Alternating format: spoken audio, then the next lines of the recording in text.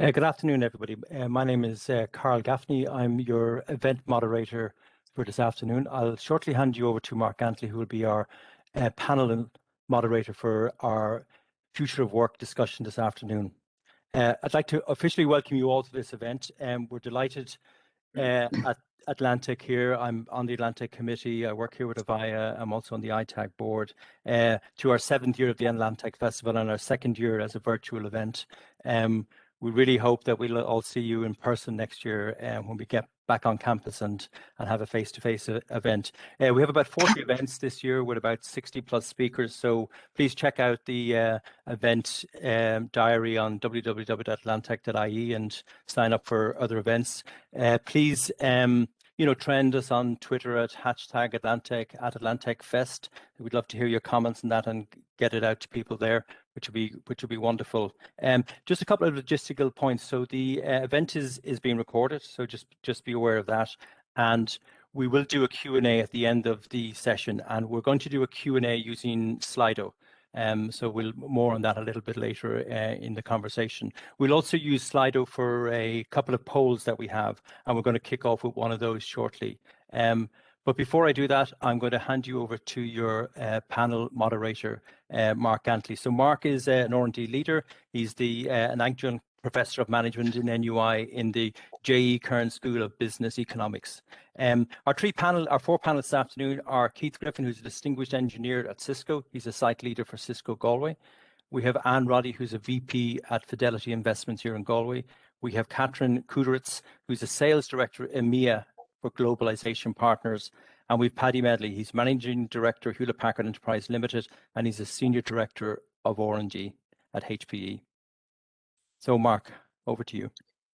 Thanks, Carl, and good afternoon to all, and a special thanks to the panel for joining us here today.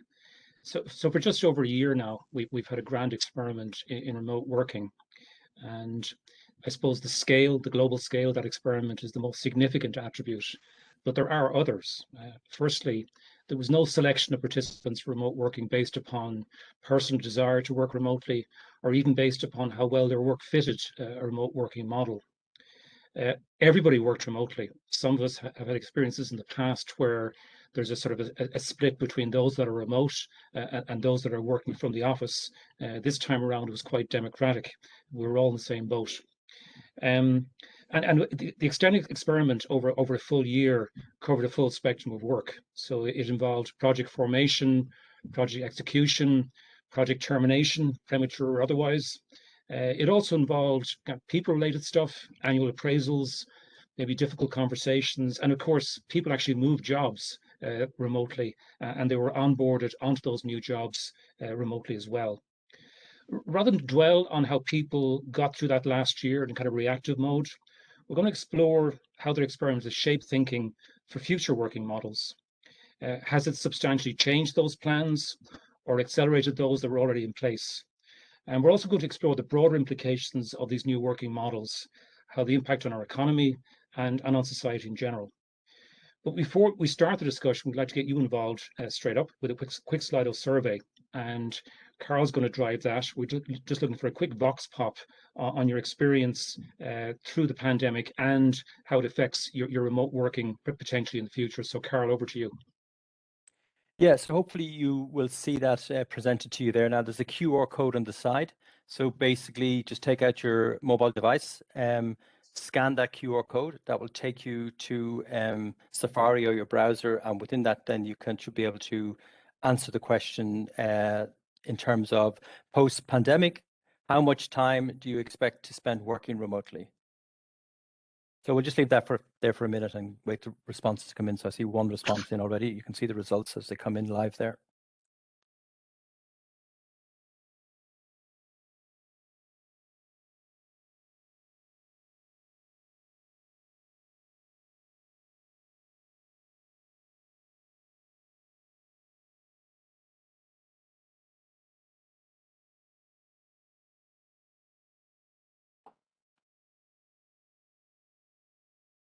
So far, it appears nobody's going back to the office full time, which is interesting in itself.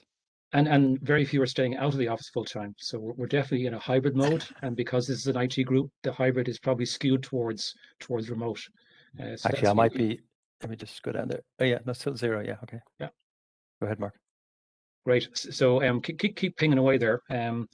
And by the way, as Carl indicated at the start of the session, we'll be using Slido for questions. So we'll show you how to submit those right now, I think, Carl. And obviously, if you see a question that you like that somebody else has submitted, you can endorse it, and the popular questions will bubble to the top and therefore get answered first. So, Carl, do you want to do the quick sort of steer on the Slido for questions? I will certainly attempt to do that now. Should be able to present here. I think with where you go to there, you should see an option for the questions as well. And let me just see if I can. Here we go. Show Q&A. So it's this again. You scan that, and that will bring you to an area where you can then put in your questions. So I think most of you have done that already. You should get the option for the to submit your questions on the same page. But I'll have a look at as questions come in, and if there's any issue with that, just pop a note in the chat, and I'll come back to resolve that.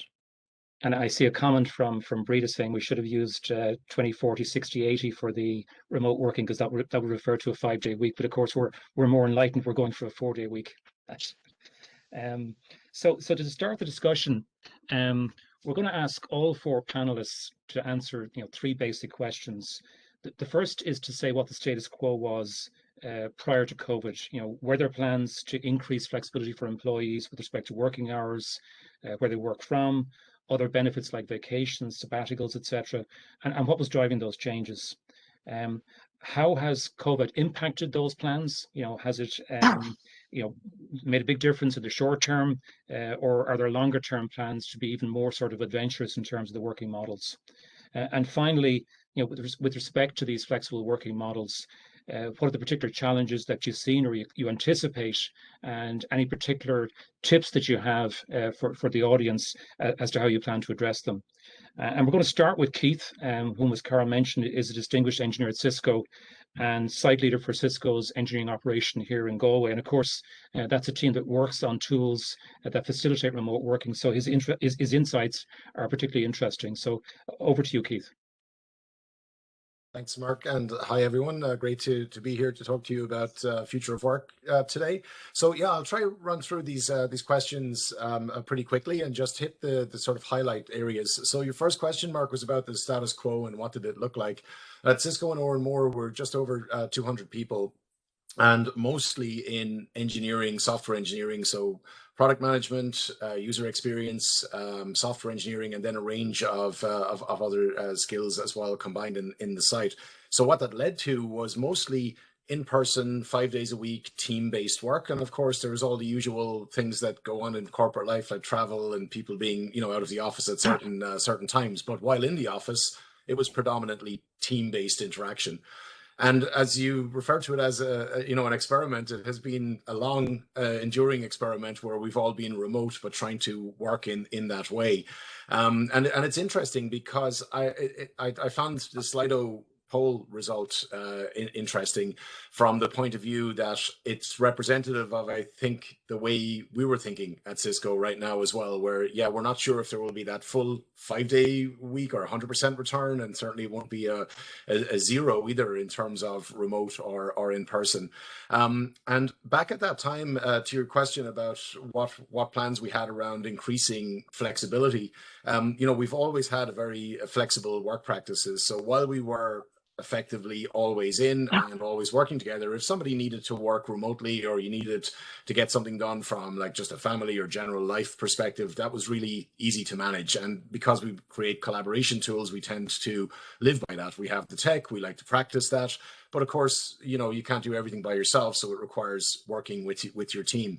So it's going to be it's going to be pretty interesting to see what happens next. And what was driving those original changes were just really flexibility, just allowing people to be happy in doing what they're doing. So I think the days of being rigid and showing up at your desk and having to be there and present in that way are long gone. It's really about flexibility. It's about results. It's about giving people the type of work work environment that they want to work in. Like we would say that, you know, work is what you do, not where you go. So from that point of view, as long as you can interact with your team and get stuff done, then I think it's, you know, that's really what was driving that type of flexibility to come in. But you know, what an experiment it has been over the last year or so. It's been very challenging. And your second question was around, you know, how COVID has impacted the working model. And if we look at that, and if we look at the immediate impact, just like everyone, it was around like, gosh, where do you get furniture to work from home? Where do you actually set up your home office? And we're now so far past that. And we're, you know, looking at the more optimizations and optimal ways of working. Our challenge was pretty significant. Like we had just over 200 people working from home, but they were working on the software that was helping lots of others to work from home, and that it required that team-based interaction. So we did use a lot of the tools around that. You know, if you think about that ad hoc interaction, being able to message somebody, are you free? Can you talk? To the more structured meeting type interaction, you know, having everybody show up on video. I think it was a real breakthrough for video interaction throughout the last year. And I think that when we look at this longer term, one of the biggest things we've got to focus on, again, looking at the Slido result, is assuming everybody is favoring hybrid work, we have to make sure that there's a very inclusive future in that work, so that if I choose to work from home on a given day, I'm not left behind because I didn't go to the office. And similarly, I'm not at a disadvantage in the office because I don't have the same collaboration tools that I would have had while I'm at home. So that's something that's, I think, going to be really critical in terms of the working model, because, and I like how you structured the question, it's around the working model, not about work itself, right? So we have to look at the way different teams interact. And I think it's going to be extremely role-based.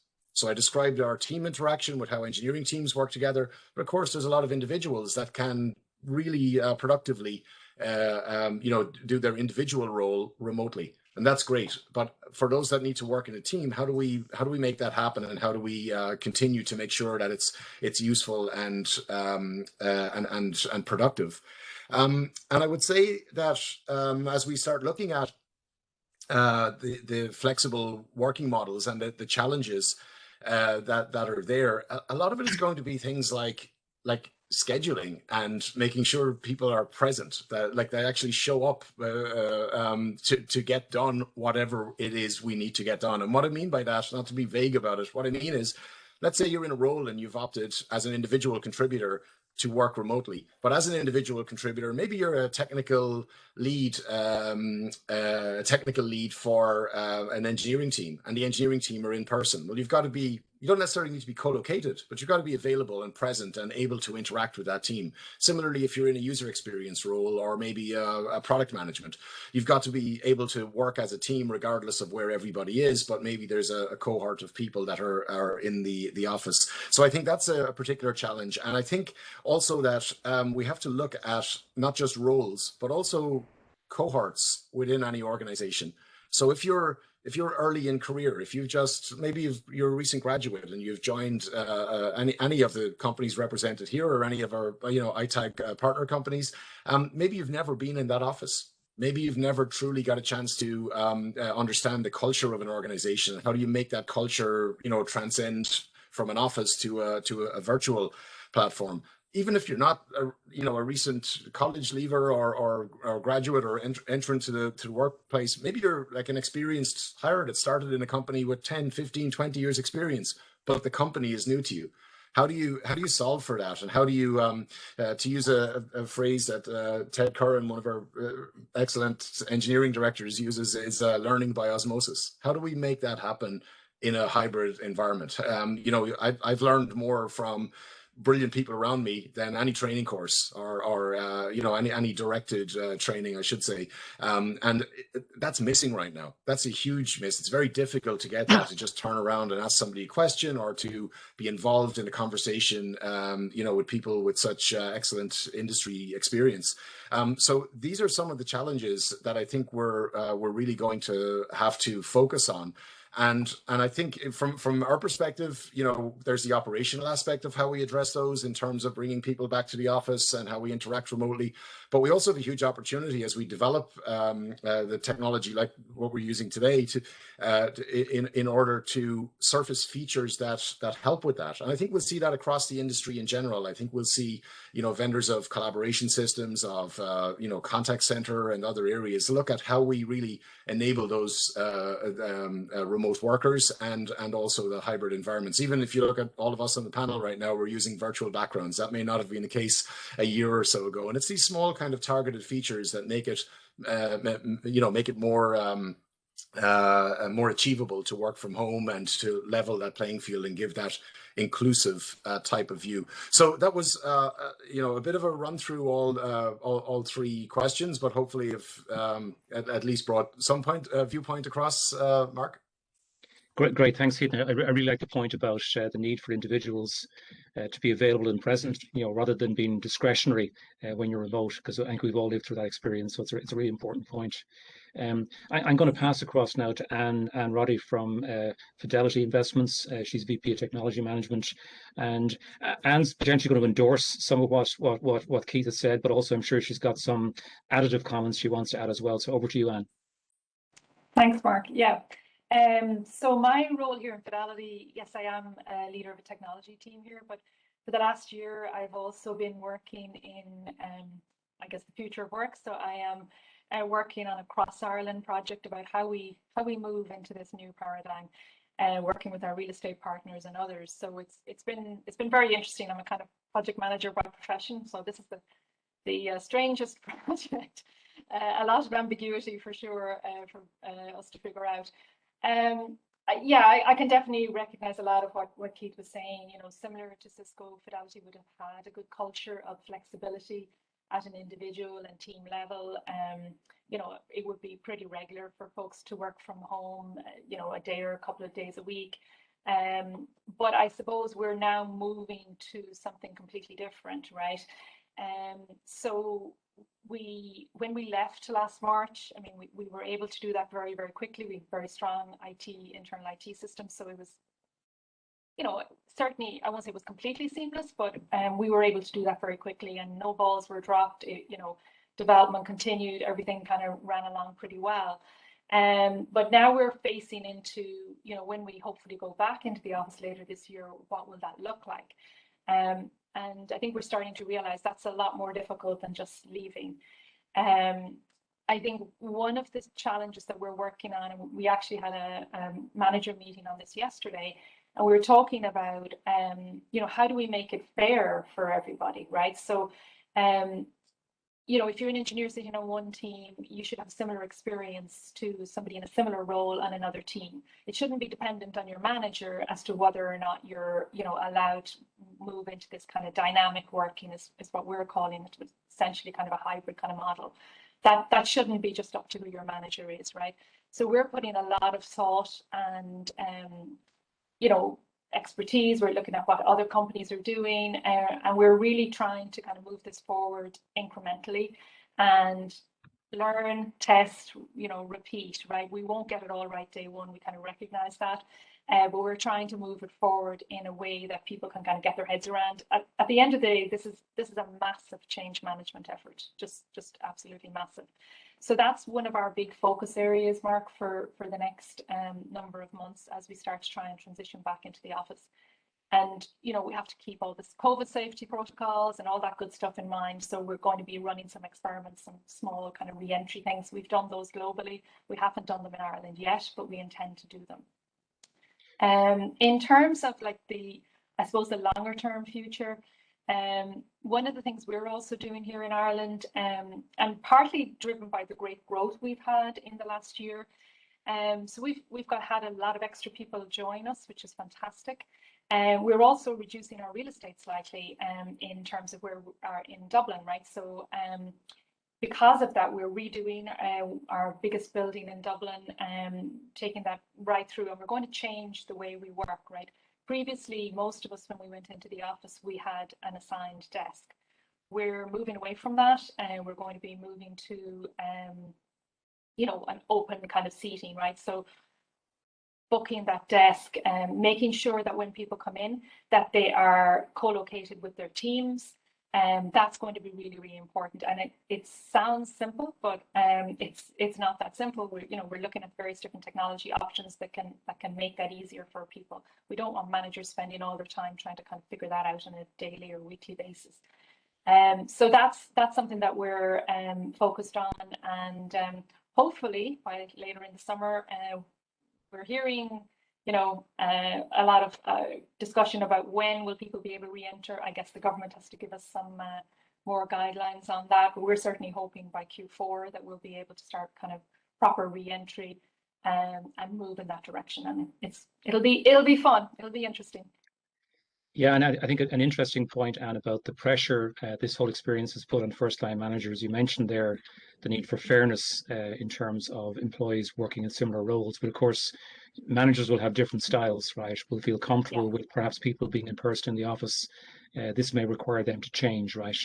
And I'm very encouraged to hear you won't be operating a Ryanair seating model in your offices. You will be sitting families together, hopefully. Absolutely, yes, it's a good analogy, Mark. Yeah, no, absolutely, because for most people, when they come in, they want to come in with their team, right? And whatever team means to you, it may be your kind of individual squad, it may be the wider, like larger organization or department that you're part of. And for some people, we have to recognize their at-home environment is less than ideal, right? And they can't wait to get back into the office where they'll have, a much better and probably more productive environment. So we're trying to balance all of those different needs and bring them together, and give managers the tools they need, give them the kind of guidelines they need, and also at an associate level, individual contributor level, they need to know what's expected of them. When am I supposed to be in the office, and how can they plan their kind of personal lives around that as well? Because everybody, I think we've all recognized that a lot more in the last year. The lines have blurred completely between at home and at work, right? And everybody's got family needs to take care of as well. So great, thank you. So let's move along to Kathrin Koedderitz from Globalization Partners.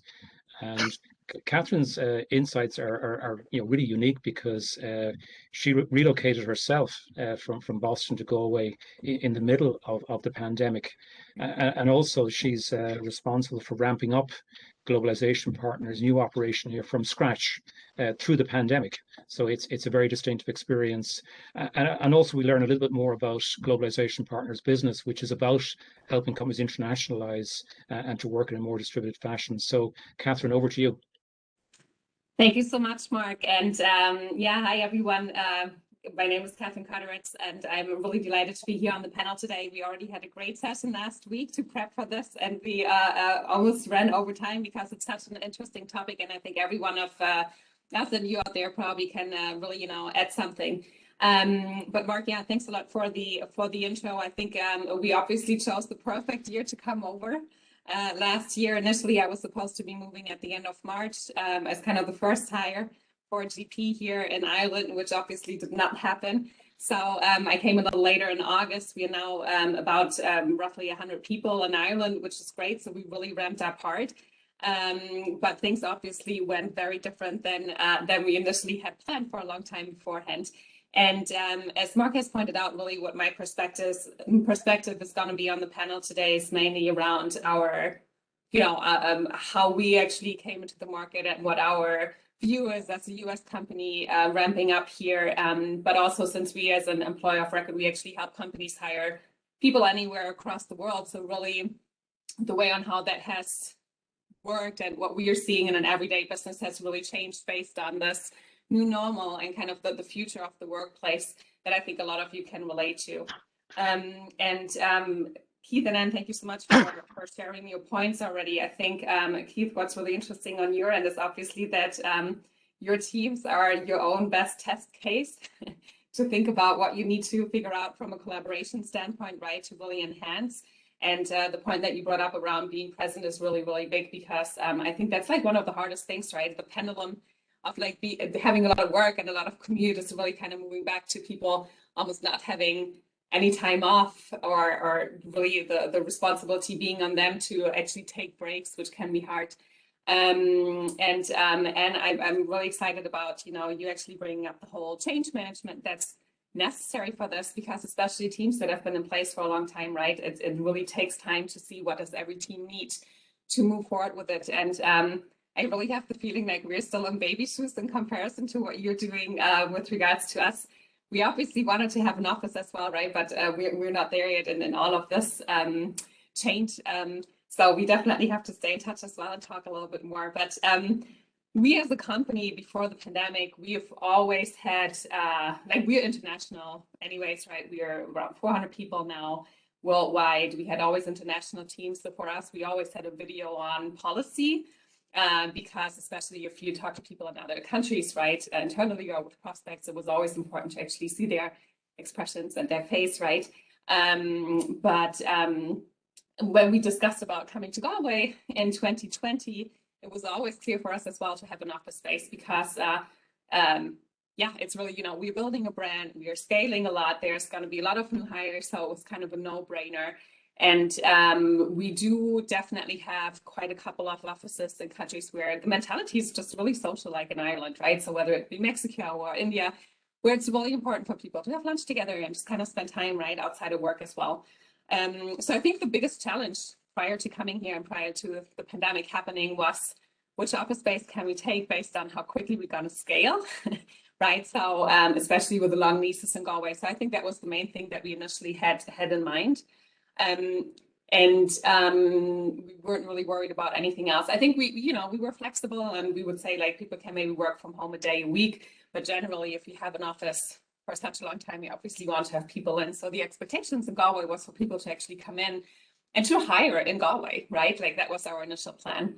And I think from an international standpoint, what we've seen from a lot of companies is if they would have hired people in other countries, it was really because they expanded, right? They wanted to move into a new market, or they were looking for very specific talent, you know, specific developers, specific skill set that they couldn't find in market. But it wasn't really so much about retaining employees, which is something that we're seeing now much more often because people are much more location independent and just want to work from anywhere.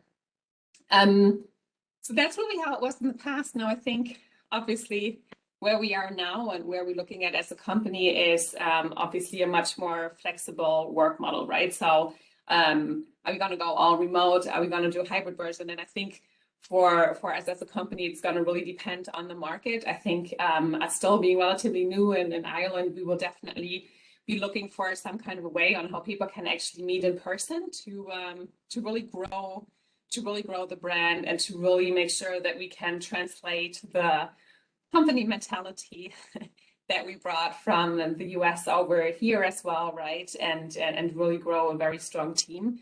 But I think we obviously are looking at a much smaller scale office space and a much more hybrid version of that. And, you know, and I think it's overall what we've really seen is that a lot of companies are kind of getting rid of their shell or kind of their crusty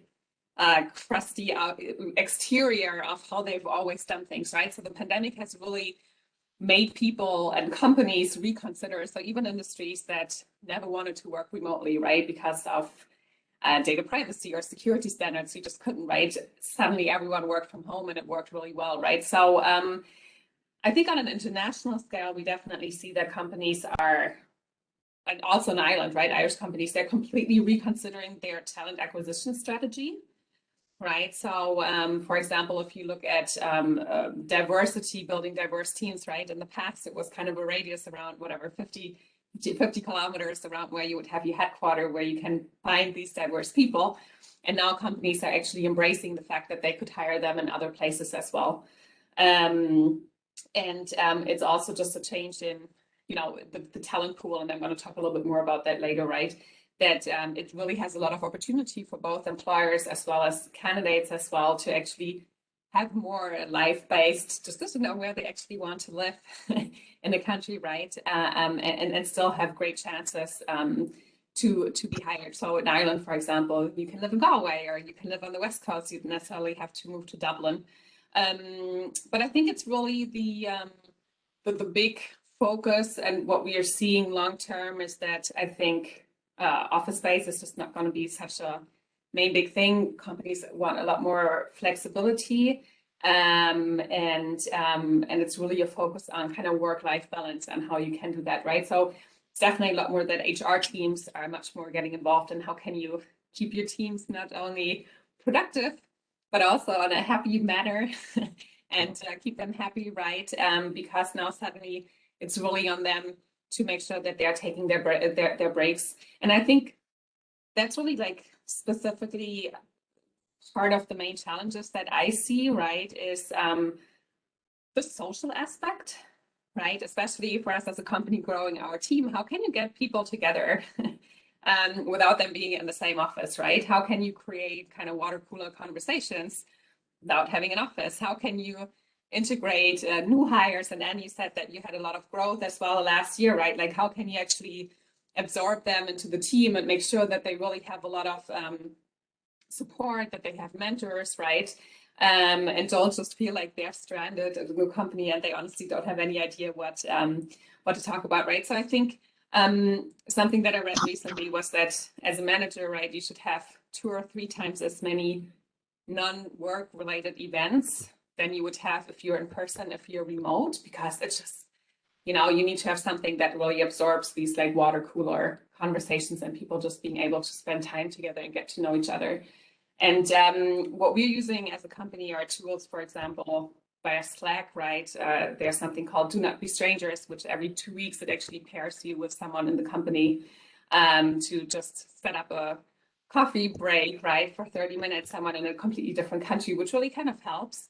And we also became corporate sponsor of the Porter Shed here in Galway, which allows us to just utilize hot desk and make sure that if people just don't want to work from home and maybe see someone else than their spouse or, you know, their children, that they can also just come in if they feel comfortable. And I think besides the social aspect, it's really the work-life balance. Like how can we actually as a company support that?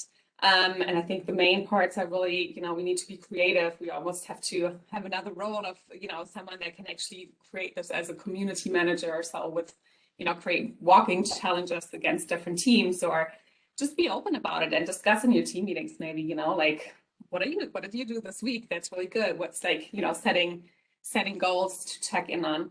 And I think for me personally as a manager, I think the big thing is really stay close to your team and really understand where they're at and be empathetic and just not only look at the productivity, because everyone has a rough time in this, right? And I think just to be open about this and to have an ear for this. So we're doing, for example, weekly one-on-ones or, you know, also days where like internal meetings, you don't have to have your video on, which sometimes can be really nice if you just don't want to be on, right? Or just kind of reducing the meetings maybe from an hour to 15 minutes to really kind of reduce the time that, you know, just to give back a little bit of time. Great. Thank you, Kathrin. And a kind of an interesting sort of tension there between the opportunity to hire from a broader pool, you know, potentially to add diversity by going wider, but then the challenge of how you actually create this social experience, which a lot of employees want, right? That they see work as part of their social network. And we're going to move to Paddy Medley now from HPE, a former colleague of mine. And Paddy, I know from experience that our building was considered to be a very important part of the proposition for employees. There was a vibrancy about it. There was a very strong social dimension to it. So it has to be an enormous change for the employee population over the last year to move to a remote model. And, you know, what's the plan sort of going forward around that? Thanks, Mark. So yes, indeed. Even bigger than that, though, the corporation itself, Hewlett Packard Enterprise, was coming out of a spin-off from Hewlett Packard itself, and in that trying to create its own identity. So in that sense, we were trying to understand who are we and what's our value proposition. We were looking at it from how people were working across multiple time zones, burnout associated with that, trying to kind of still focus on innovation, which we had been proud of and had achieved a lot through retaining employees and attracting employees, and generally being happy. And I kind of mentioned that seriously because that's kind of a big deal for our company now. Are our employees happy? So happiness as a measure of value is kind of really important to us. So So then obviously COVID hit, and that was obviously a big deal. We managed to do a couple of dry runs on COVID before COVID really kicked in at a corporate level, and iron out a few kinks. But nonetheless, it happened, and everybody was working from home. And I think if we kind of reflect on it now, I think what we've done is we've showed it could work. And through the course of the last 15 months, we've showed it persistently working. And whether that's through measured value of the products we're releasing, the number of releases, the number of features and user stories and so on that our different agile teams have been delivering, we've continued to do that, and we've continued to tick the boxes and overachieve in that regard. So, but if you kind of reflect back on that, one of the things we did through the course of that period was we continued to survey our employees periodically, and that was really interesting because we kind of got different results to the same questions over the course of time. So we had this kind of honeymoon period at the start where everybody says it's fantastic and work from home. I don't have to go to work. I don't have that horrible commute every day over and back and so on and so forth. And then it sort of, it got to the, I miss my comrades, I miss my team and so on. And then, you know, there's lots of other issues that were kind of surfacing there that I think are, you know, we could spend days talking about, like, you know, I think one of the things we did do is probably overdo meetings, and you know there was lots and lots of meetings and people trying to always be on and getting people into a balanced state. We actually want you to log off occasionally here, and that's kind of tough in our world, because even if I look at my kind of R&D role, where the R&D we're working on is a big, large digital transformation project, but the development teams are spanning like 13 and a half time zones in the summer and 14 and a half in the winter. So that means, and we're stuck in the middle, so that means early mornings and late nights. So it's kind of challenging in that regard as well. I think as we move to working from home as well, there's a couple of godsends that kind of hit me personally, you know, and others I think that would have worked with us as well. Just having a wireless headset was a godsend. I could make a cup of coffee, which was just huge, and still be there and present, and just large monitors and stuff like that. You know, just all these kind of things. Just, you know, they seem like really simple things, but they made a difference. The social goes away comment, I think we've kind of heard that from all of the speakers, and that was definitely a big deal for us as well, because people had this kind of desire to meet socially, and we tried all the Zoom things, and the Zoom beers and drinking alone on a Zoom call is not my personal preference, but I had to go at it anyway. So I've been there, done that. That kind of thing was you know, we got there. You know, when I kind of look at where we're going now, I think the company has kind of reflected on how we've been running through COVID, and pretty early on in it, the company put their hand up and said, you know, this is actually working for us, and now we're going to make a bold move. And we made this bold move, which is called Edge to Office. And in Edge to Office, employees are classified as either Edge, which means they work from home predominantly, or Office, which means they predominantly work in the office.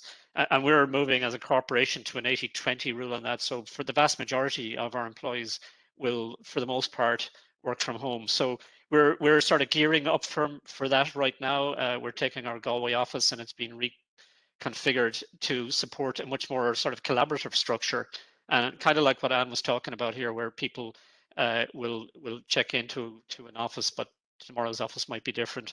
And we're kind of working our way through the issues with that as well, because we need much more conference room, we need much more collaboration space, because what we've got is a large amount of software development, and they're typically in clusters of 10 and 12 and kind of teams of that size, and they you know, we don't want them coming in one by one. We want them coming in together and leaving together. And then we work on, a lot of our teams work on scaled agile, so they work on like 2-week sprints, and then at the end of, say, 5 or 6 sprints, we have a planning session, which is everybody huddles together in an intense 1-week kind of planning session, which basically delivers the plan for the next 10 to 12 weeks. So we really do want people in the office for that and participating in that. So, you know, the whole logistics of getting people in and out of the office and getting them clustered together if they're working together. There's no point in one person of a Scrum team going into the office and the other 7 or 8 hanging out at home. They may as well be at home themselves. Like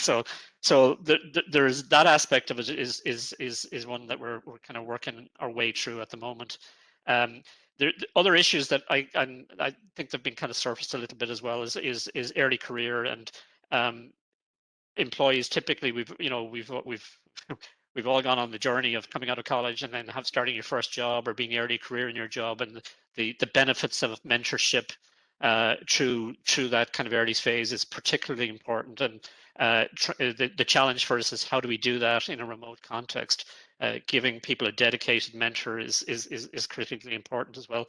The company has gone on a couple of things. So we have kind of put in some flexible work practices, and we've enhanced some of our existing flexible work practices as well, like things like parental leave. And we also have this concept called Wellness Friday. So over the summer, we'll be benefiting from a Friday off every second week, which to rejuvenate our employees. So that's something we're all really looking forward to. It's continuous monitoring, I think, is kind of a critical thing for us as well. Just making sure that everybody is kind of content and happy and has what they need. And the other thing I would say about kind of the whole work from home is that people's lives change, and what might be the answer, work from home might be the answer for you today, and down the road it mightn't be, and vice versa. So I think, people's life situation changes, their personal situation, their family situation changes. So, there's all that kind of flexibility that we've kind of built into the system. So just because you're in a work from home context now, you might not be in that like down the road, depending. So we just want to make sure that we get the max productivity out of every employee, and that they're kind of they're happy and engaged in what they're doing. So they're really critical things for us. And the other thing is, just to mention, I thought it was kind of interesting in a funny sort of way that we talked about kind of cottage industries in the Gaeltacht and region west of Ireland and the Aran Islands, and it's kind of interesting that we have a couple of employees that are out in the Aran Islands writing software development on some really large projects for us here. I think it's kind of we're bringing a whole new world to the concept of cottage industry in the west of Ireland. So I think that's good. So Mark, that's kind of a quick summary, I think, of where we're at. Go home, Tucker Fod, Paddy. Thank you. And I think your comment about regular surveys and monitoring is interesting. I think that through the pandemic period, there was a natural spirit of pitching in. People just wanted to get on with it, right? And they put up with whatever inconvenience was there. I think for the future, as you say, you need to actually assess on a regular basis how it's going, and that for people, it may actually change depending on what their stage of life is, etc. And also, I think an interesting point around time zones, that the internet can eliminate geography, but it doesn't eliminate time zones. I think in particular for first line managers, there's been a lot of pressure in terms of just the sheer length of the working day. You mentioned 14 and a half time zones, and very often it's the first line manager that's sitting in the middle there, trying to reach from California to Bangalore, right, on a daily basis. So a real challenge there. So and other roles as well, like product managers and people like that, and product owners who are kind of whose work is transcending across teams and in different geographies. That's great. So we're going to change tack, and by the way, keep the questions flowing in. We'll get them at the end. What we're going to do now is actually explore three broad themes: productivity, talent management, and kind of work in the wider context, economy, society, etc. And we're going to start with productivity. So I think we all heard in the first sort of lockdown that people were being very productive, they were getting lots done. And we want to explore now how real that was, and also does it extend to all types of work, not just the cranking out the code, but all the other work as well. And Anne's going to lead this, but I know that Keith's going to pitch in as well, because we're really interested to hear what tools Cisco and others will have in the future that will actually facilitate productivity. So Anne, I'll let you kick it off and engage the others as the conversation develops. Sure, thanks, Mark. Yeah, it's an interesting topic, isn't it? Right. So probably around this time last year, actually, we were asking ourselves the same question in Fidelity, in terms of particularly our software engineers, right? And traditionally, I think it's always been a little bit challenging to assess, the productivity of a software engineer. So we do have some metrics that we've been capturing for a couple of years now. So all of our IT projects, we would have the backlogs and all of that stored in Jira. So we have been able to track, okay, this story is now moving, from backlog into kind of work in progress. You can track it through the cycle, and then it's delivered into production and whatever. So we have certain metrics that we've been tracking for a number of years around things like cycle time, throughput, how much are we getting into production and so on. So it was great to be able to have those metrics and start looking back. And we looked, you could look at it in terms of your individual business unit within Fidelity, or we could look broader, and we certainly did look broader. And absolutely, like you said, I think everybody was working really hard, right? People were, the stats actually showed that, in many cases, people were maybe, there was a little bit of a dip maybe in March, right? When that week around St. Paddy's Day or whatever. But after that, you could see quite a lot where people were, the teams were delivering really, really strongly and highly, highly productive. So that's, you can stand back and you can take a lot of comfort from that and say, that's fantastic, job done. But it's not that simple, right? Because that wasn't really a controlled environment, right? So you have to look at it in terms of all of the variables that might be changing on a given team or business unit at any one time. Did we add more people to that team? Were people working longer hours? Probably. Were they not taking vacation? Almost definitely. So what are all the different factors that were kind of leading into that? So we have continued to look at that, and I suppose the message for us is that the delivery has stayed up. So that's why in my opening remarks I said, this is working, right? We are delivering, we are getting the job done. So that's really, really important to say. But it's the trade-offs, right? So what are we missing? And I think the other speakers have all spoken a little bit about this, right? So in terms of, that kind of serendipity of meeting people, of trading ideas, of the kind of social glue that we have in an organization that creates that loyalty, all of those things you get much more from being in the office. So for us, we're really grateful to our whole organization, all of our teams who are have kept the productivity really, really high in difficult circumstances with, young kids and everything else to look after, right? So it has not been easy. So we've tried to kind of give back to people, to give them that flexibility, and similar to what Paddy was saying, about trying to recognize people's lives, right? So we brought in things like COVID relief days. So, I as an associate can get like 5 COVID relief days, there's all those kind of things. And when you give people that flexibility, they'll give it back to you in spades. I think we've all seen that over the years, right? So I think we can continue to make this work fully remotely, but I think our preference is to try and have a big mix of both, right? And we do believe productivity will stay up with that. Keith, I'm really interested just to get some view on the tools, right? And of course, what we're all sort of wondering, conjecturing, is it possible that some fantastic tool that you guys are working on will deal with that serendipity problem, as we refer to it? The chance conversation that fixes a problem or that sparks a new idea. We're familiar with the conventional tools of what's happening in that space that actually is going to help with those more difficult sort of challenges in terms of remote working. Yeah, I think there's so much. I mean, I've been doing this for 27 years now. I've never seen a change like this in the industry. I'm actually delighted I didn't change from that path to be, in the collaboration industry at this moment in time. We joke about it, but like it's, all it took was a global pandemic to make people realize that remote work was possible. It shouldn't have taken that, of course. But it's difficult. It's difficult to achieve that behavioral change, as individuals, at a management level, governance in a company, and we've clearly seen it can work, but as we discussed earlier, it's also, it's also something that it has to be good for everybody. I challenge actually the fact that we're more productive. We're certainly working more, as Anna said, right? If you think about it, things are easing now, and it's easy to forget how it was in maybe those darker days, literally darker days back in the early part of the year. Like, there was nothing else to do. And if you're in the IT industry, work was a good outlet when you were finished with work.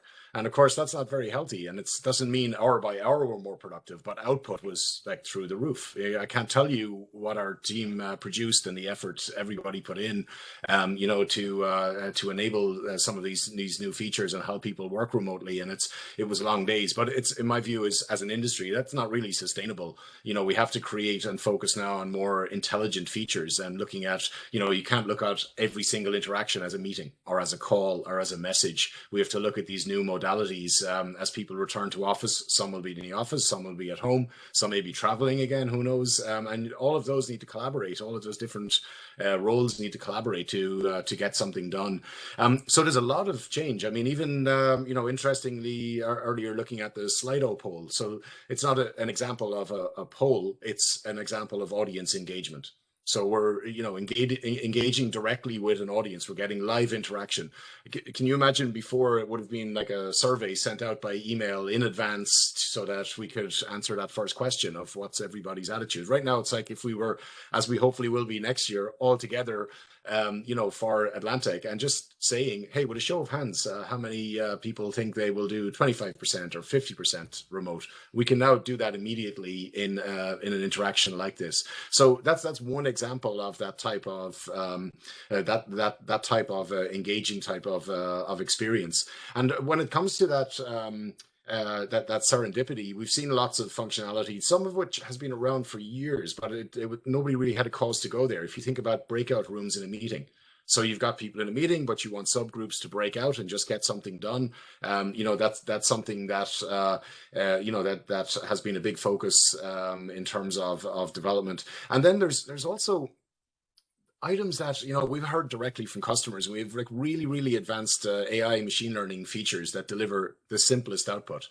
like doing face recognition to pull your name label and your title. So when you're talking to somebody across the world, you can just have that interaction by name. You don't have to, you know, unlike salespeople, as an engineer, I'm programmed to forget people's names immediately after I hear them. So, so you know, you're then lost 15 minutes later or 20 minutes later in the conversation, but there it is, that little name label, as if we were wearing one at a conference. And it's about solving those metaphors. What would we do in person?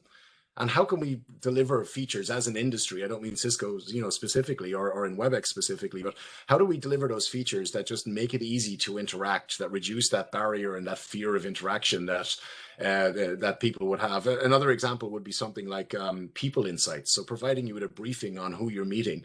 And on who you're meeting with right at the time of the meeting, and then, you know, using graph technologies to create a familiarity index. So when we all met as panelists for the first time, some of us knew each other, some of us had never met before. The second time we meet, the third time we meet, that familiarity index is now higher. And as a result, I just need a targeted briefing and latest updates from all of you, not the full bio again. So they're just some examples. There's tons out there, but I think from an industry perspective, these are the types of things that, you know, that we've got to do. One final example I would give would be the concept of a personal mode versus a shared mode. So you go into a conference room, you're dealing with a video device that's maybe shared for anybody that comes in. You go back to your desk, and the concept of your desk may be a thing of the past, a desk, and it has a video device on it, or a laptop, whatever you're interacting with, and that you can take that over. Maybe it's again through face recognition or whatever, but your profile comes to that device and you interact with it just as if it was yours for the portion of time you're interacting with it. That also helps from, you know, in terms of achieving economic scale. Sometimes it can be difficult to justify putting devices like this everywhere. But if you get shared resources and shared use of that, just like Anne's example on real estate and reducing costs by not, you know, it would have been bad in the past, and especially during a pandemic, to densify. Like, nobody wants to be crammed together more. But if you're able to rotate through and make more use of that space at different times, then it works all around. And you know, even relating back to the very last section or opening section, there was a clear theme of wanting to solve for people. Paddy talked about, you know, it's important that people are happy. So there's no one size fits all. I don't think that any company can say, we're going to do hybrid work and here's the formula. it's going to be role based and individual based, and you know, as Anne said, it's going to be an experiment as well, and that's going to be really challenging. I mean, I think the biggest challenge I've heard so far, that I'm not sure yet if we have tech to solve, was Kathrin's challenge about, like, you're building a team without having a prior culture even to come into. So that's really challenging. That requires a lot of the, you know, people skills and soft skills on top of the tech, and maybe we can learn from that. Maybe as an industry that there's opportunity to find ways of even helping with that we haven't thought about yet. Great. Thank you, Keith, and thank you, Anne, as well. We're going to sort of switch topics again, and we're going to talk about talent management, and Paddy's going to lead on this.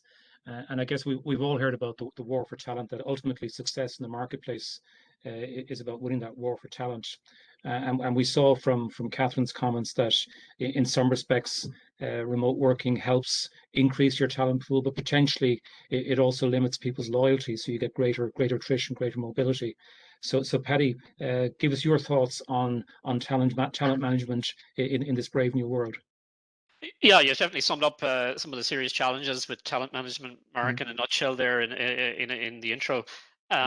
For us, I think it breaks it down into a couple of areas.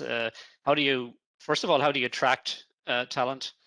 And then how do you retain talent? And what are the mechanisms you put in place to steer people through their life journey with the company?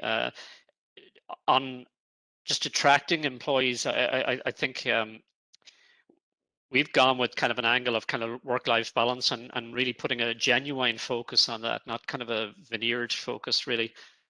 We also kind of see that, okay, we're moving to a predominantly remote model of working, but the office is still there for you should you wish, and we do encourage employees and will encourage employees to be in the office periodically. We kind of double down on the kind of concept of team and small clusters of teams in particular, that, you know, an individual working remotely, they need to feel they're part of a team, and the team needs to symbiotically feel that they're part of the team as well. So that that just doesn't come for free. It's every single person on that team working on that every single day. But you can't overdose on it as well, I think, you know. So if you overdose on communication, and it's going to feel like you're kind of some sort of remote big brother watching as well. So you're trying to balance that as well, right? And then they're on the opposite side of that, if you're a remote worker and you're not sure what's going on, you know, the water cooler isn't there for you, is this kind of fear of missing out. So you're afraid of that as well. So all of those kind of uneasy feelings about kind of remote working, we've got to try and tackle down and dumb down on. I think having good, interesting work is really important, and I think that's critical for us as well. The fact that we can kind of now hire from anywhere and have people literally work from anywhere in the country, in particular, just from a tax point of view, is opening up a whole new set of opportunities and a whole new set of individuals who are showing up wanting to work for us. And I'm sure that's pretty much the same for everybody else. So there's also a corollary of that, of course, is if you're a HP employee or a Cisco employee, some job in Dublin, which you mightn't have wanted to go because you didn't want to live there, is now open to you as well. So it's a sort of, these kind of things work both ways. I'm kind of interested in Anne and Fidelity's view of just attracting people in the whole new world. Do you see differences? Do you see challenges and so on? Yeah, similar to yourselves, right? I think we're all fishing in the same pond, Paddy. You know, so we're all. It's really difficult to attract good talent. You know, and like we have a lot of focus on bringing in kind of entry-level talent. We do that like through intern programs. You know, we have our kind of graduate entry program or leap program, and you know, those are the big pipelines that we kind of push heavily. Apart from that, then you're looking at kind of individual roles, right? And it's interesting you say, like when you were talking there about doing the you know, the kind of beers remotely and all that kind of stuff. I'm smiling because I noticed an ex-colleague of mine, Brita. Hello, Brita, who's on the call. And Brita and I worked together back in Oracle like over 20 years ago. And I think the you know, the connection you make as a very young kind of junior associate, you know, to those people around you, they become your social circle, not just your kind of work colleagues. And Breed and I and another friend had a glass of wine there last Saturday, the Saturday before, because you still keep those connections. And I think that's really, really important. Like we're all working technology and it's all very interesting and everything else, but at the end of the day, it's about human beings and emphasizing that, because we spend so much time at work, we may as well enjoy it, we may as well kind of appreciate the people we work with and kind of want to spend time with them. So I think that's something that we're kind of leaning into quite a lot as well. It's funny you mentioned that, because I think back of all the people that I've seen leave our company. One of the things they always talk about is the thing that really gets to me leaving is leaving my friends. Yeah, I'm sure you'll all echo with that as well. So I think you're absolutely spot on there. Maybe if I kind of switch then to just the retention of employees, because obviously there's attractions out there that mightn't have been out there heretofore with jobs everywhere now. You don't have to kind of get up and sell your house and move on to get a job anywhere else in the country almost at this point. So I think that's going to be kind of a challenge. I think the role of the first line manager is particularly important here, and the role of coaching, I think, is particularly important here, particularly people in early careers that you're looking to retain and you've made an investment in, and make sure that they kind of stay with the company. So that's kind of challenging. I think the role too of kind of diversity in profile of work that we give to people. Okay, you might have a kind of a primary job as a software developer in developing certain features and so on and so forth, right? But having kind of ancillary work in and around the organization as well. It always kind of having some sort of challenging work that's kind of pushing out the bar and the envelope a little bit further for people as well, I think is important. I'm just how do you see that kind of thing? How do you see retention, Kathrin, in your world? You're probably just trying to attract at the moment more than anything, but I'm just wondering how you do you see how do you see retention happening once you start to kind of volumize your base? Yeah, I think I think that's definitely a great question. And what we see, I think, from a company perspective, we obviously have much more talent that we can choose from within Ireland, because we just kind of broadened the like our pool a little bit, right? But it's also different on what candidates are asking for. So I think if you do not have any, like the possibility to have a complete remote policy in place, right? A lot of them are just gonna decide more for the flexibility, right? So there's definitely, I think, a lot of change in where people actually want to live, a lot of movement from the city to the countryside. And I think that's definitely something, like one of the big areas where we as an employer need to kind of follow up, right? And kind of really make it easy for them. So I think the balance has shifted a little bit. That's good. Yeah.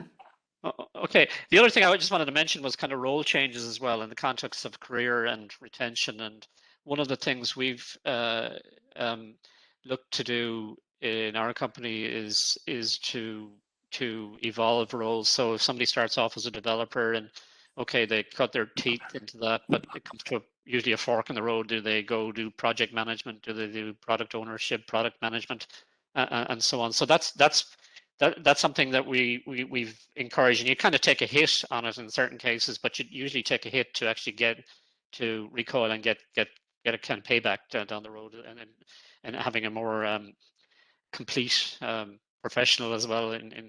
I'm just wondering, Keith, in Cisco, how do you see that kind of aspect of things working out? Do you see that as important? Yeah, I see it as it's critical. I mean, having internal opportunity is huge. And you mentioned earlier that there's a lot of roles available at a country level, even internationally right now. So it's really important to look at career development, I think, at all levels and in all different roles, like in terms of role change across from, say, engineering to product and so on. And I think that's an important part of any I know I'm talking about it from a product team perspective as opposed to organizationally, but I think it's important in terms of the overall culture. We've a culture that we're very proud of in terms of the engineering culture, how things get built, how we interact with community and so on. And I think all of those are critical for talent management, especially in this like virtual world. We asked ourselves that question of like we were, last year and this year the #1 in Great Place to Work. But how do you do that when like what are you right now, right?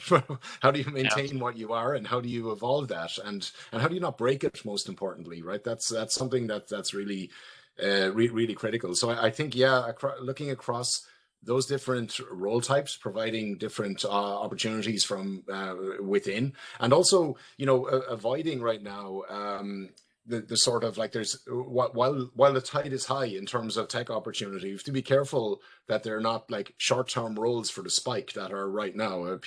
It's easy while we're isolated to make a short-term decision to say, okay, I want to do something different, and that different thing is like just solving a spike in another organization somewhere, and it is over as quickly as it happens. So I love the examples that you gave, Paddy, because like that transition from say engineering to product management, they're long-term.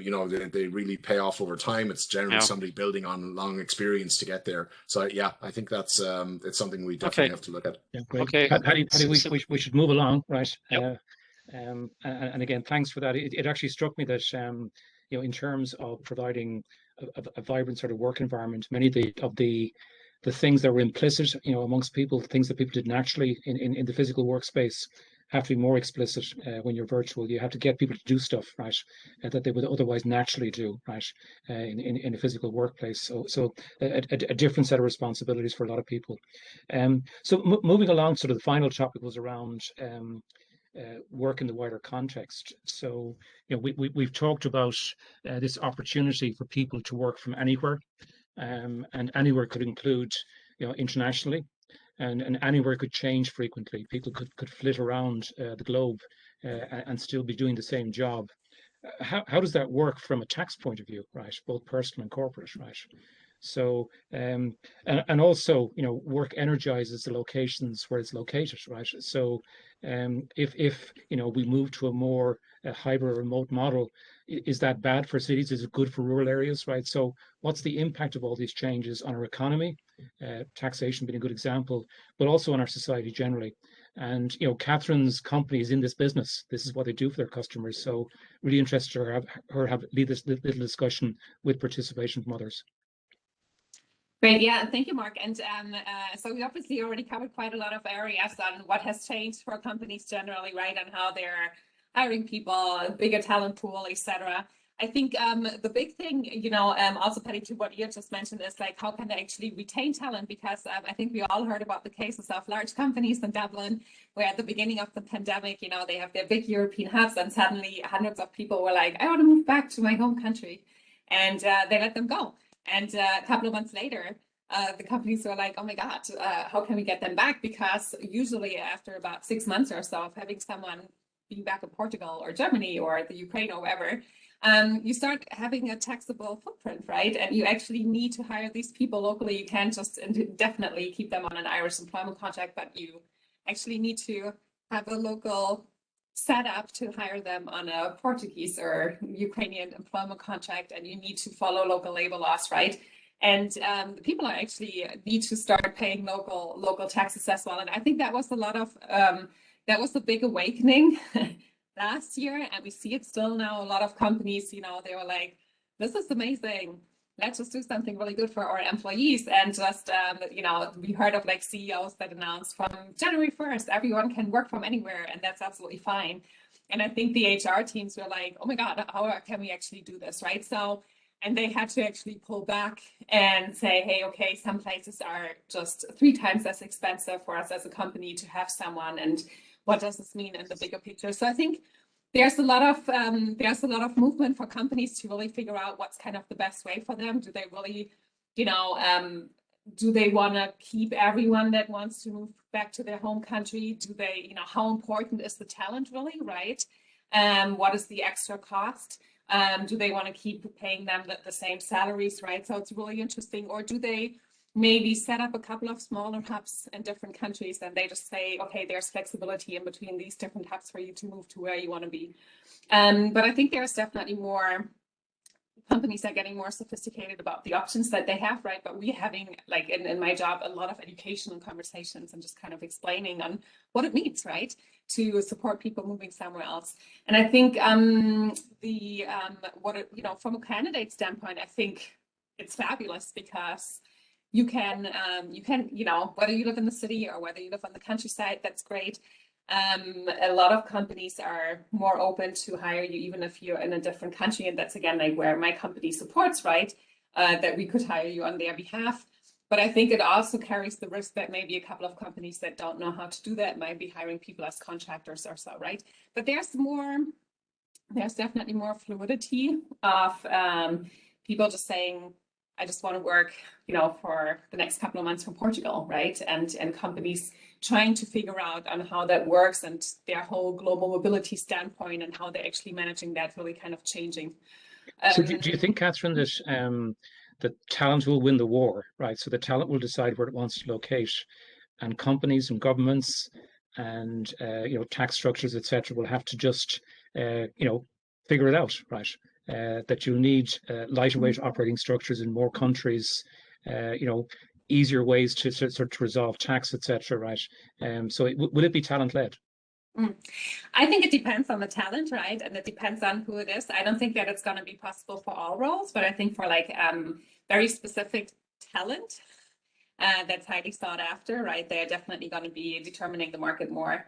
And there's going to be just more flexibility to have a conversation about it, I think, right? Where in the past, it was just not something that you would talk about. And I think now there's much more openness to at least consider it or kind of come up with ideas.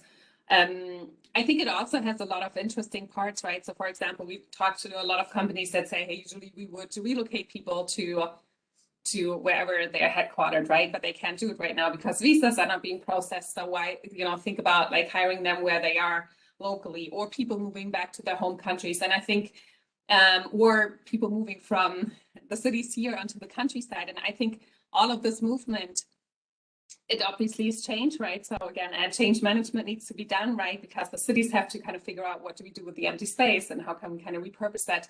But there's also a lot of movement of kind of drained areas, right? That kind of had where people were just moved out, there was no talent, stores closing down. That I think there's now really an economic uplift coming, right? We have good industry leaders and good talent moving back to their home countries or to their hometowns or whatever, being local mentors and really bringing in money, bringing in more of a movement of new innovation, right? Which I think we will see that it's going to create a lot of space for innovation over the next couple of years. And I think, I was just going to ask Anne a question, which is that, Anne, you've operated in Fidelity, a kind of a two-city model in Ireland where you've had Dublin and Galway for a long time. And I guess it's meant you've been able to sort of tap into two talent pools. Do you have 32 talent pools now or even more, right? Not quite, Mark, no. Yeah, I mean, we've been in, I think I was one of the first associates in Galway, and we've been here since like 2002. Maybe 2001, I can't quite remember. And yeah, part of our idea of having the site in Galway was really around that kind of opportunity to hire from another talent pool, right? Dublin is always so competitive, right? And Galway has become more competitive, which I guess is good. Yeah, we definitely do see a kind of a, somewhat of a broader reach, but not to the extent of all counties covered yet. At least it's not as far as I'm aware. Okay. Yeah. Great. Okay, Kathrin, thanks for that. And I think it's going to be very interesting to watch Globalization Partners as a company themselves as they grow here in Galway and beyond, but also the impact their business model has on the industry generally, right?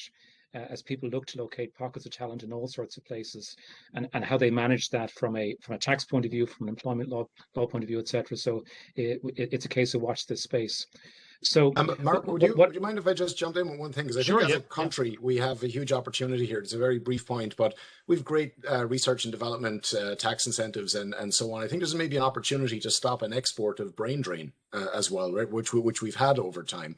You know, and by having that flexibility, it may mean people don't need to leave their town or country, indeed, to access those high-tech global roles by just simply allowing them to be where they are. We also have a really healthy attitude towards like inbound migration as well, so welcoming people in that maybe want to base from here. So, you know, looking at it somewhat optimistically, I think there's a huge opportunity for Ireland here from a tech perspective that hopefully we can take advantage of as well. Yeah, and I think you're dead right, Keith. And if we offer an attractive lifestyle proposition, right, in terms of places to live, places to socialize, you know, to good transport infrastructure, all those things will actually attract talent naturally, right? And as you say, they can be working for entities that are located elsewhere. What I wanted to do now is actually give the audience another opportunity to have their speak. So we've been talking about this thing about people working, you know, remote from where the entity is located. I wanted to test that with the next sort of Slido survey. So Carl's going to queue it up, but basically I'm asking you the question that if you stay living where you are, right, and you were looking at your next career opportunity, would you look just locally? Would you look nationally, or would you look internationally? So we want an answer to that question. As I said, it assumes that you haven't physically changed where you live. It's just a question of where you would locate your next employment. So Carl, do you want to tee that one up? Yeah, I'm just trying to share that there now. Let's see, here we go. That's not sharing there, is it? Not yet. No, Paddy, can you make me host, please? I think it may be the fact that even though I am presenter, I'm not, or somebody make me host to see if that's the issue there. You are co-host. Yeah, I'm not sure why the share is not working then.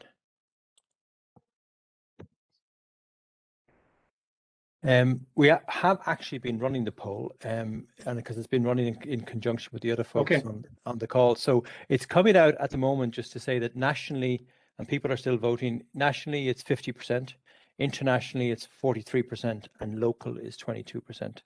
So I think it would have been very interesting to have run that poll pre-pandemic, well, actually, and seen what the numbers were like. Yeah. If people go to slido.com and just the poll number is, it's a hashtag 696-006, and that will bring you directly to the poll. So just go to slido.com or sli.do alternatively, and then it's the event code is 696-006. Yeah, thanks for that. I'm struggling with why my share isn't working, but there you go. Okay. So while we're getting sort of that survey completed, and it's interesting already to hear what the results have been. Can we start to look at some of the questions, Carl, that have popped in? And I guess, yeah, sure. Let's pop the top ones off the stack. Yeah, we've had a couple of questions in on our traditional Q&A on WebEx there, we can see. So for the first one I'll call out is for employees, how do they get to know people outside their own team when working remotely, so they can potentially move roles within the organization, which often happened previously through having met people from different teams and different managers on site? Kathrin, your people are all remote, so how are they going to do this? Good question. I don't know yet. Well, no, I think again, we are definitely trying to do more cross-departmental projects, etc. But I think it's probably better to ask some of the other panelists for their input on how they've, how they've done it now with an existing team already that has moved through the pandemic. Okay, Keith, go for it. Yeah. So we're in the middle of that right now, actually, from a hiring perspective. I'm sure other organizations are as well.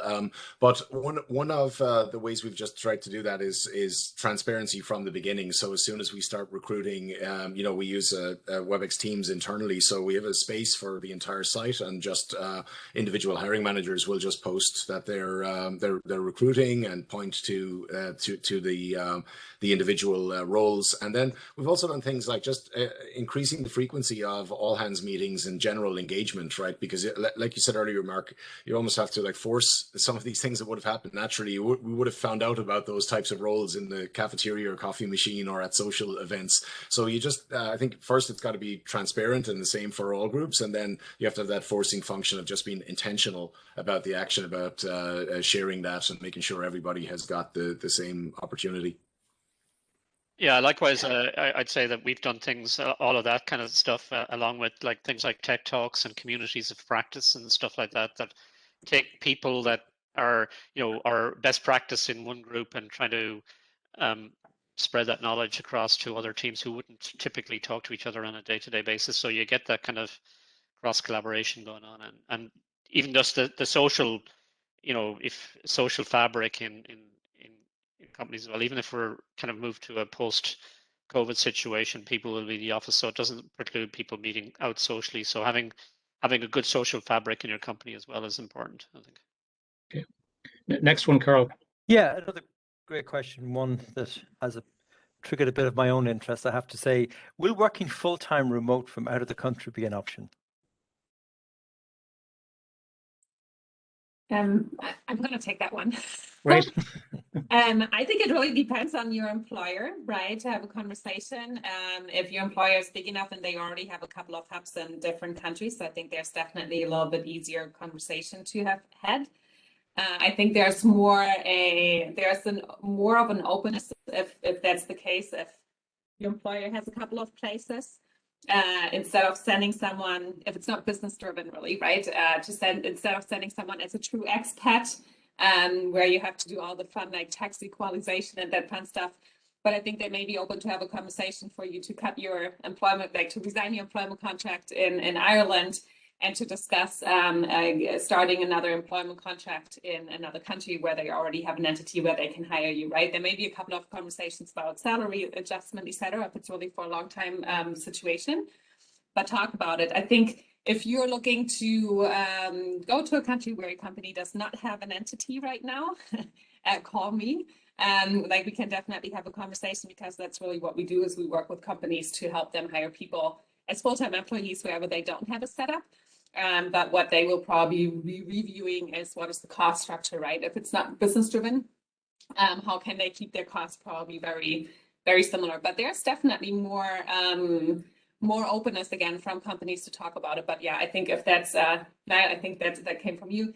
They sent me a message on LinkedIn or so, we can have a conversation. I think it's really interesting that if you look at software development, where people are creating intellectual property, right, and a lot of countries have, as Keith mentioned earlier, incentives around R&D, including Ireland, right, that very often it's tied to the IP being created in the country where the IP is held, right. So if in theory your IP is in Ireland and all your employees are scattered across the globe, right, there could be challenges there from a tax point of view. I think the EU is an interesting sort of situation, because we have infinite flexibility in terms of where we can travel and work within the EU. But of course, they are different tax jurisdictions, right? And they have different employment laws. So in some respects, it creates the impression that we've got infinite scope, whereas in actual fact, it's not quite the case. Right? And Mark, just one tip if you're in the audience, and I would say be intentional about it. Don't just do it, right? So a lot of people, March of last year, maybe opted to go home, which may be a different country, maybe in the EU, may not. And then there was lockdowns, and then stayed, and then suddenly it's a year later, but you're out of tax jurisdiction, and that can be quite expensive in terms of personal tax bills. So be very intentional and take that type of advice that Kathrin and the team have. It's really critical to be intentional and to get it right, not to have an uh-oh moment afterwards. Yeah. We'll take a couple more, Carl. Yeah, I've got one more, probably getting close to time at the moment. So I have a question for Anne Roddy, actually. Will you be designing new spaces to facilitate hybrid teamwork, and what might these spaces look like? The short answer to that is yes, in as much as we can. So certainly the kind of rework or reconfiguration we're doing in our Dublin office at the moment is, like Paddy said as well, it's all about bringing teams together, right? So and having a lot of flexibility in that kind of space. So your team today or this week might be, 10 team members, and next week it's 20 team members. So you need to be able to kind of break down the walls, the flexibility in all of that, right? But I think there's a second part to that question is about, if you end up with people remote as well as in the office, how do you kind of make that work? I think we've made that work very successfully with us all at same size little boxes on screens for the last year and a half. I think the trick will be how we go forward with kind of designing for that digital nomad first, So we have to kind of assume that's the basics. It's almost like how you design for mobile first now, because that's the standard. And we have to continue. I'd be interested to see, more what Cisco are talking about, all of these different types of tools that kind of bring that holistic experience together, because we have more to do. Yeah, I mean, in some respects, there's an opportunity to solve a long-standing problem with open plan office space where, the quiet was a problem, right? Because people were trying to concentrate and do work, and now effectively that's been moved home, right? That quiet work, and the workplace as we knew it has become the noisy place where you go and talk, right? So in some respects, it resolves a long-standing problem that software engineers had, which was trying to find a quiet space to work in, right? It's now called your home. Right? Great. I think we'll wrap it there, right? I want to thank our panelists, and Kathrin, Paddy, and Keith. Thank our moderator, Carl, for keeping us on track with all the technology. Thank Caroline and all the team at iTag for giving us this opportunity to share all this wonderful stuff with you. And finally, thanks to all the audience online for your time and attention. And enjoy the rest of AtlanTec, and we'll speak to you soon. Thank you. Thank you. Thank you. Thanks, everyone. Thank you.